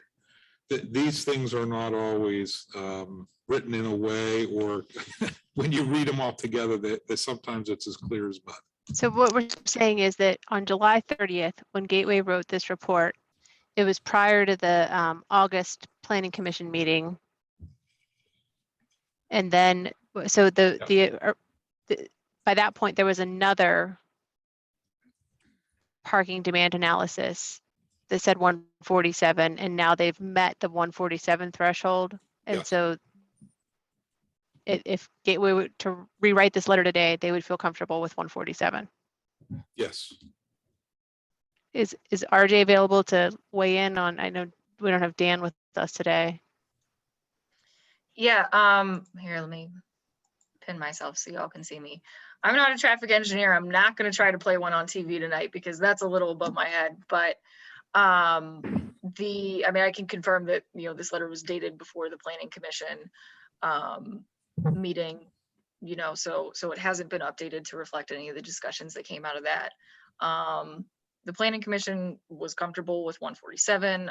That is accurate per what the developers provided for what their tenants either have requested. For example, in the daycare, I believe the tenants actually requested a few spaces less than what they're providing on this plan. I think that the original Gateway parking analysis included the assumption that the angled spaces that are kind of in between the retail and the senior living portion weren't included. That was since clarified that they are. Also, ultimately, I mean, I do want to mention our retail parking code, it's got a pretty significant parking spaces, square footage ratio. It's a pretty conservative one. But when it comes to the restaurant uses, which is what we would consider the brew pub to be, it's actually a lot more flexible. That's a little more directly based on what the demand, would be for that actual particular restaurant. We don't have a hard number in our code. So the exact number of parking spaces often is dealt with at the like the zoning permit stage. When somebody wants to move into a space, we double check to make sure there's enough parking for whatever that use is, because really they could put any permitted use in C5 into this. So, depending on exactly what comes to fruition there, the number of spaces required could actually go down. The 189, I think, is assuming that every single square foot of that would be the retail space, not, the more flexible restaurant parking. Thank you.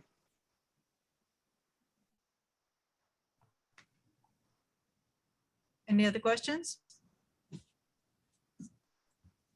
All right, I think we have. Here we are. I think we have a motion and a second. All those in favor, please indicate by saying of approving this plan, preliminary and final subdivision, indicate by saying aye. Aye. Aye. Aye. Opposed? Motion carries. Thank you. Thank you. Thank you. All right, the next is a next item of business. Nominations are now in order for the position on the Personnel Board. Is there a nomination from the nominating committee? First up is from Matt Lucas. You mean just read the whole motion? No, that's fine. Okay, so- All right, so the nominating committee has nominated Matt Lucas. A second is not necessary. Are there any other nominations? Now, this is for the full term, the full position, because there's alternate position possibly on the Personnel Board. Don't be confused by those two motions. We may not even need the second one. We'll just have to see. Are there any other nominations? I would like to also nominate Brian Sullivan for that position. I think he has worked a lot with the community group about local community policing and is looking for kind of helping the community. He's worked with Chief Hawk as well as Bob with some forward-thinking community policing ideas. I think you'll balance out the Personnel Board a little bit better. We have one HR person on there. We have a policing military person on there, and Matt is a detective. So I just think having a citizen would balance out the board a little bit more. So that's why I made that recommendation. Are there any other nominations? All right, with two nominations, we will do a roll call vote. We'll start with Ward 2, and then you would say whether you voted for Sullivan or Lucas. Okay. Did you say something, Councilmember Smith, or anyone? I did not, no. Oh, okay, I'm sorry. I thought okay.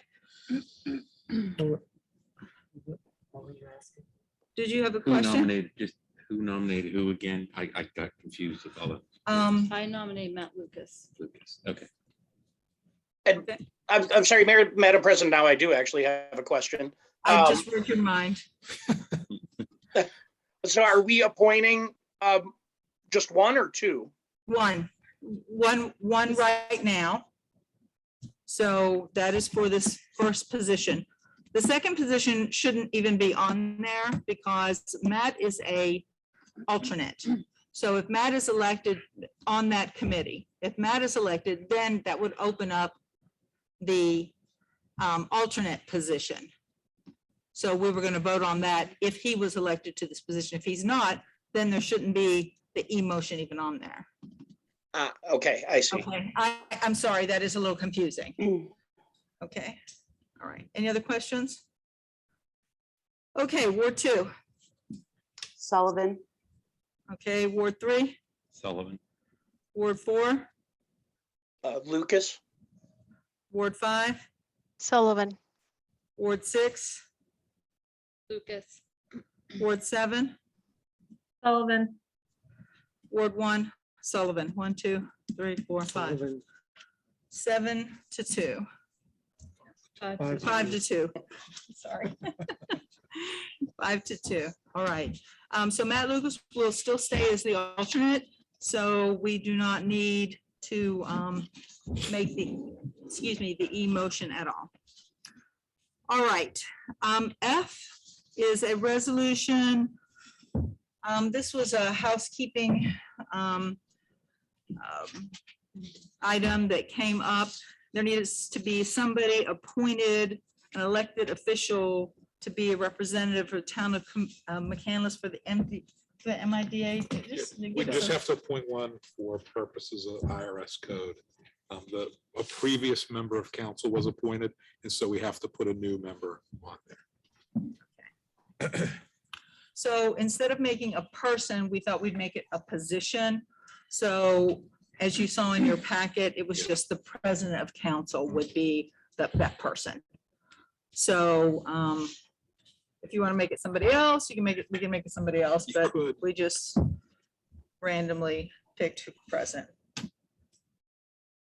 Any questions?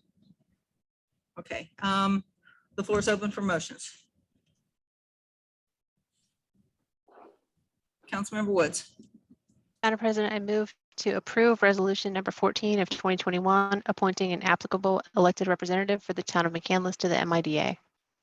Second. And that would be the president of town council. Okay, Councilmember Sponholz, I heard you. Okay, any other questions about this? Okay, all those indicate by saying aye. Aye. Opposed? Okay, motion carries. Is there any other new business? Madam President. Councilmember Woods. Madam President, my family and I will be moving out of Ward 5 in October, which means that my seat will be vacated. It's my intention to stay on board through the end of September so that I can continue to serve Ward 5 and help town council until a transition is ready. It is a great loss to this council, Councilmember Woods, and to this community. To lose you from this board as well as the community, but we understand family obligations and we appreciate the time that you've served in your insightful comments throughout the last 2 years. Thank you. So what this means to the town is that we will have 45 days after the position is vacated, which will be the end of September, to appoint a council member from Ward 5 to that position. So we will advertise, we will begin advertising that tomorrow. So we can get on that, so we can make it inside of our deadline. So we are sorry to hear that. Council Member Sponholz. Well, first of all, you will be greatly missed. Greatly missed. But my question is don't we have to do a motion to accept Council Member Woods? No, because we did not appoint her. She's an elected official, so we do not have to accept her resignation. Okay. I just want to make sure we did everything right so that we could begin the job of probably not being able to fill her big shoes. So, I mean, I would suggest, this is a town attorney, I would suggest that at some point when your plans become clear, Councilmember Woods, that you do submit a letter to the town in writing indicating when you intend to resign your position. And then town council can accept that at a future meeting. The 45-day period will not start running until the seat is vacated. So if it's towards the end of September, council will probably have until some point in November, perhaps, to make an appointment. So we can start the process now. We can put an advertisement out.